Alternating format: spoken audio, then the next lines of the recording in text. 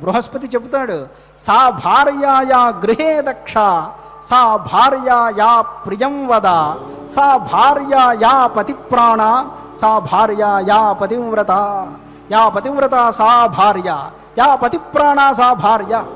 భర్తడే తనకు సర్వస్వమని ఎవరు భావిస్తుందో ఎవతే ఆమె భార్య, ఎవరు పతివ్రతలో ఆమెయే నిజమైన భార్య, గృహమును చక్కదిద్దుకోవడంలో శ్రద్ధ కలిగిన ఆమె నిజమైన భార్య, ఎవరు భర్త హృదయము నొప్పించకుండా మాట్లాడతారో ఆమెయే నిజమైన భార్య అని భార్య యొక్క లక్షణములు చెప్పారు. పురుషుడి యొక్క లక్షణములు చెప్పలేదు అని అనుకోవద్దు, ముందు చెప్పినవన్నీ పురుష లక్షణములే. అలాంటి లక్షణములు ఉన్న పురుషుడు భార్యని ఏడిపించడు. కనుక పురుష స్త్రీలు కూడా ఎలా ఉండాలి అనే అంశములు ప్రస్తావిస్తారు. ఈ నీతి శాస్త్రం చాలా బృహత్తుగా ఉన్నది. కాసింత పరిచయం కోసం ఈరోజు చెప్పడం జరిగింది. మిగిలిన విషయములన్నీ కూడా మనం క్రమేపీ తెలుసుకుంటాం. ఈనాటికి గరుడ పురాణ ప్రవచనాన్ని ఇక్కడికి ముగిస్తూ స్వస్తి పలుకుతున్నాం.